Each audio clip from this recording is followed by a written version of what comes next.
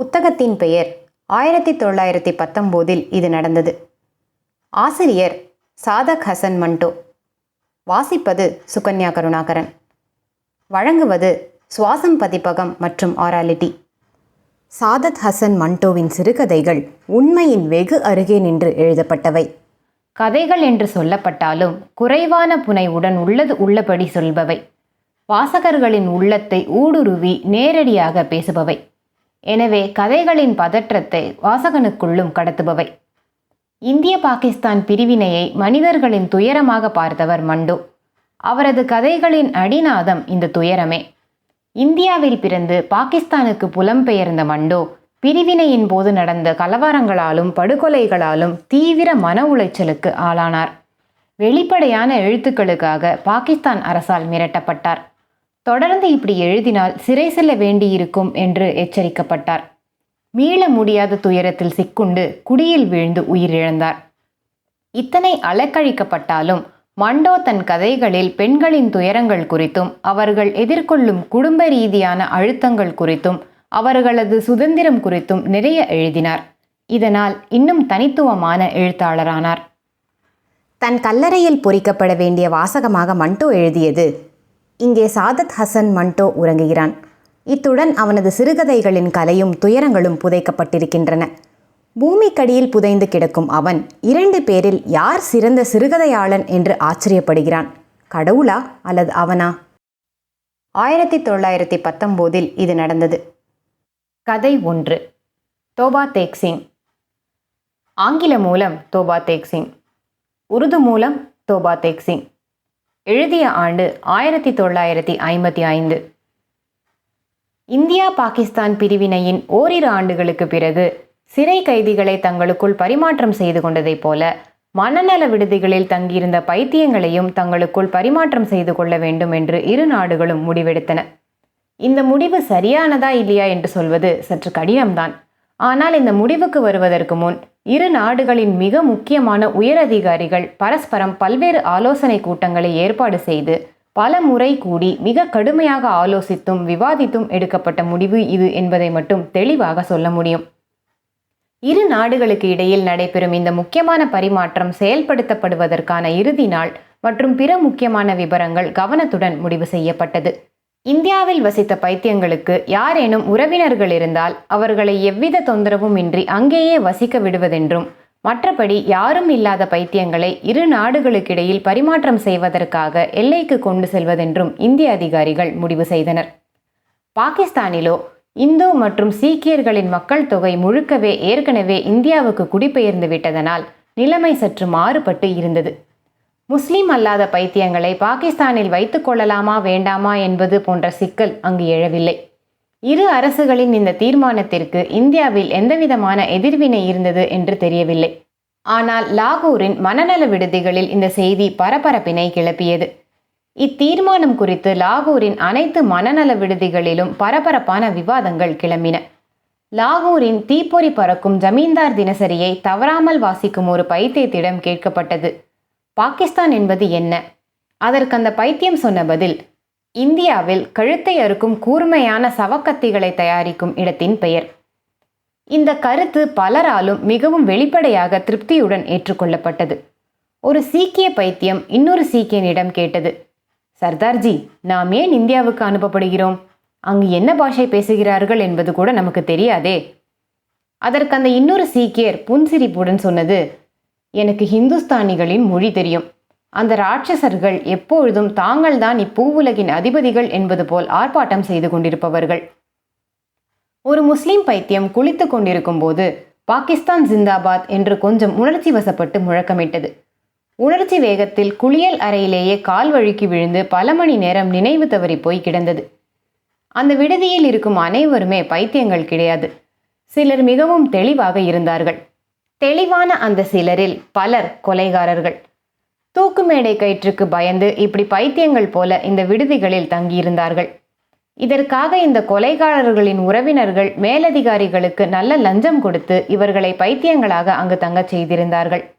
இவர்களுக்கு இந்தியா ஏன் 2ஆக பிரிக்கப்பட்டது என்றும் பாகிஸ்தான் என்றால் என்னவென்றும் சூசகமாக தெரிந்திருந்தது. ஆனால் இவர்களுக்கும் அங்கு இருந்த நிலவரத்தை பற்றிய முழுமையான விவரங்கள் ஏதும் தெரிந்திருக்கவில்லை.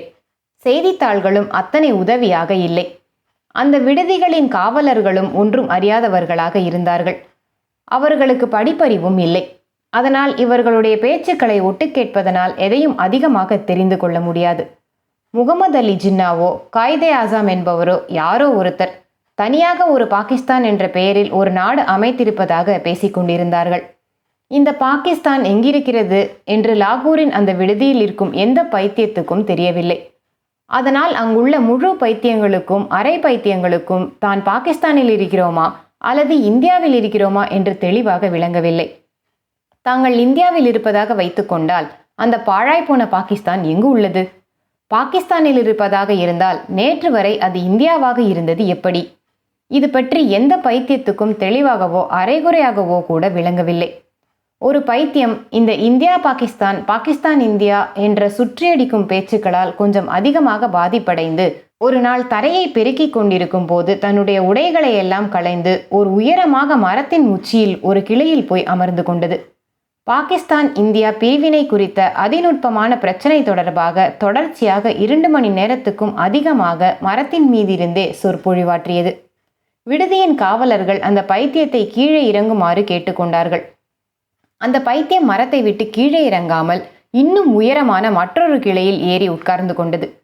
காவலர்களின் மிரட்டல்கள் தண்டனையாக உருமாறிய போது, எனக்கு இந்தியாவும் வேண்டாம் பாகிஸ்தானும் வேண்டாம், இந்த மரக்கிளையிலேயே நான் மிகவும் வசதியாக இருப்பேன் என்று அறிவித்தது. ஒரு வழியாக கீழே இறக்கப்பட்டதும் தன்னுடைய இந்து மற்றும் சீக்கிய தோழர்களை கண்ணீர் மல்க ஆற தழுவி கொண்டது. அவர்கள் தன்னை விட்டு போய்தான் ஆக வேண்டும் என்று தனக்குத்தானே ஆறுதல் சொல்லிக் கொண்டது. அந்த விடுதியில் MSc பட்டம் பெற்ற ஒரு ரேடியோ இன்ஜினியர் யாருடனும் பேசாமல் இருந்தது. மிக நீளமான ஒரு சாலையில் நடப்பதை போன்ற பாவனையில் எப்போதும் விடாது தொடர்ந்து நடந்து கொண்டே இருக்கும். விடுதியில் இடைவிடாது நடைபெற்று வரும் இந்தியா பாகிஸ்தான் விவாதங்களால் கடுமையாக பாதிக்கப்பட்டு ஒரு நாள் தன்னுடைய உடைகளை எல்லாம் கழற்றி விடுதியின் காவலரிடம் பெரிய பந்தாக சுருட்டி கொடுத்துவிட்டு விடுதியின் தோட்டத்தில் முழு நிர்வாணமாக ஓடிக்கொண்டே இருந்தது. சினியத் நகரிலிருந்து வந்த ஒரு முஸ்லிம் பைத்தியம் அந்த விடுதியில் தங்கியிருந்தது. அது பைத்தியமாவதற்கு முன் அகில இந்திய முஸ்லிம் லீகின் தீவிர தொண்டனாக இருந்தது. ஒரு நாளைக்கு குறைந்தது 16 முறையாவது குளிக்கும் பழக்கத்துக்கு அடிமையாக இருந்தது. ஒரு நாள் திடீரென்று குளிப்பதையே நிறுத்திவிட்டு தன்னுடைய பெயர் முகமது அலி என்றும் தான் காயிதே ஆசாம் என்றும் அழைக்கப்படும் முகமது அலி ஜின்னா என்றும் அறிவித்தது.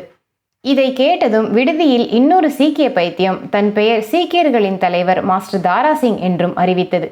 இது போன்ற செயல்களால் விடுதியில் மதக்கலவரங்கள் ஏற்படும் சூழல் ஏற்பட்டுள்ளதை உணர்ந்த விடுதி நிர்வாகம் இந்த 2 பைத்தியங்களையும் தனித்தனி அறையில் அடைத்து வைத்து அந்த இருவரும் மிகவும் ஆபத்தானவர்கள் என்று அறிவித்தது. காதல் தோல்வியினால் பாதிக்கப்பட்டு பைத்தியமான லாகூரை சேர்ந்த ஒரு வழக்கறிஞனும் அந்த விடுதியில் சேர்க்கப்பட்டிருந்தான். அவனுடைய காதலி அமிர்தசரஸில் வசிக்கிறாள். அமிர்தசரஸ் இந்தியாவின் ஒரு பகுதியாக அறிவிக்கப்பட்டது என்று யாரோ சொன்னதும் உடனே அவன் மிகுந்த மனச்சோர்வுக்கு ஆளானான். பைத்தியமான போதும் அவன் காதலி அமிர்தசரஸில் இருக்கும் விஷயத்தை மட்டும் அவனால் மறக்க இயலவில்லை. அன்று அவன் இந்தியாவை 2ஆக பிரிவினை செய்த அனைத்து இந்து முஸ்லிம் தலைவர்களையும் வாய்க்கு வந்தபடி திட்டினான். தன் அருமை காதலியை இந்திய பெண்ணாகவும் தன்னை பாகிஸ்தானியாகவும் பிரித்து வைத்த சண்டாளர்கள் அவர்கள் என்று ஏசினான். 2 நாடுகளுக்கு இடையில் தீர்மானிக்கப்பட்டுள்ள பரிமாற்றத்தை பற்றிய செய்தி கிடைத்ததும் விடுதியில் உள்ள தோழர்கள் அவனுக்கு வாழ்த்து தெரிவித்தனர். அவன் தான் நேசிக்கும் இந்தியாவுக்கே அனுப்பப்படுவது குறித்து தங்கள் மகிழ்ச்சியை தெரிவித்தனர். ஆனால் அவன் அமிர்தசரஸில் தன்னுடைய வக்கீல் தொழில் அவ்வளவாக தழைக்காது என்பதால் லாகூரை விட்டு வெளியேறப் போவதில்லை என்று அவன் அறிவித்தான். ஐரோப்பியர்களுக்கான வார்டுகளில் 2 ஆங்கிலோ இந்திய பைத்தியங்கள் தங்கியிருந்தார்கள். அவர்களிடம் பிரிட்டிஷார் இந்தியாவுக்கு சுதந்திரம் அளித்துவிட்டு இங்கிலாந்துக்கு திரும்பிச் செல்வதாக அறிவித்ததும் மிக கடுமையான அதிர்ச்சிக்கு ஆளானர். சுதந்திரத்திற்கு பிறகு இந்தியாவில் தங்களது நிலை குறித்து அவர்கள் கவலைப்பட ஆரம்பித்தார்கள். இந்த விடுதியில் சுதந்திரத்திற்கு பின் ஐரோப்பிய வார்டு தொடர்ந்து செயல்படுமா? தங்களுக்கான ஐரோப்பிய காலை உணவு பரிமாறப்படுமா அல்லது கேவலமான இந்திய சப்பாத்திகள் மட்டுமே பரிமாறப்படுமா என்பது குறித்து அவர்கள் மிகவும் கவலைப்பட்டார்கள். கடந்த 15 ஆண்டுகளாக இந்த விடுதியில் அடைக்கப்பட்ட சீக்கிய பைத்தியம் ஒருவன் இருந்தான். அவன் எப்போதும் தனக்குத்தானே பேசிக் கொண்டிருப்பான். ஆனால் அவன் பேசும் எந்த வார்த்தையும் யாருக்கும் புரியாது. தொடர்ச்சியாக ஒரே வாக்கியத்தை கடந்த 15 வருடங்களாக திரும்ப திரும்ப சொல்லிக் கொண்டிருந்தான். அவன் பேசுவதை ஜிப்ரிஷ் மொழி என்று மட்டுமே மற்றவர்களால் புரிந்து கொள்ள முடிந்தது. உப்பேர் தி குர்குர் தி அனெக்சி தி பே தியானா தி மூங் திலால் ஆஃப் திலால்டின்.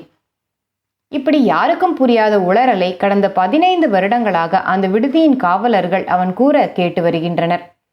கடந்த 15 வருடங்களாக அவன் ஒரு நொடி கூட இமைகளை மூடி தூங்கியதில்லை என்று அந்த காவலர்கள் கூறுவார்கள். எப்போதாவது ஒரு முறை விடுதியின் சுவற்றின் மீது சாய்ந்து கொள்வான். மீதி நேரமெல்லாம் நின்று கொண்டுதான் இருப்பான். தொடர்ச்சியாக நின்று கொண்டே இருந்ததனால் இரு கால்களும் நிரந்தரமாக வீங்கியே இருந்தன. இதனால் பாதிக்கப்பட்டதாக அவன் என்றும் காண்பித்து கொண்டதில்லை. இப்போதெல்லாம் அவன் இந்தியா பாகிஸ்தான் இரு நாடுகளுக்கு இடையே பைத்தியங்களை பரிமாற்றம் செய்து கொள்ளும் திட்டத்தை பற்றி விடுதியில் யாராவது பேசிக்கொள்ளும் போது தீவிரமாக காது கொடுத்து கேட்க துவங்கினான். இதுவரை நீங்கள் கேட்டு ரசித்தது 1919 இது நடந்தது. ஆசிரியர் சாதத் ஹசன் மண்டோ. வாசித்தது சுகன்யா கருணாகரன். வழங்கியது சுவாசம் பதிப்பகம் மற்றும் ஒராலிட்டி. அனைவருக்கும் வணக்கம். அராலிட்டி மற்றும் சுவாசம் பதிப்பகம் பெருமையுடன் வழங்கும் இந்த ஒலி புத்தகம் கிடைக்கப்பெறும் இடங்களில் சிலவற்றை இங்கே தருகிறோம். Aurality mobile app, AURALITY app, Google Play Store, Apple App Store, Storytel, Spotify, Audible மற்றும் TuneIn, OverDrive, Hoopla, libro.fm, AnyPlay, audio books now, audio books போன்ற இடங்களிலிருந்தும் நீங்கள் கேட்டு ரசிக்கலாம். தங்களின் ஆதரவுக்கு நன்றி. வணக்கம்.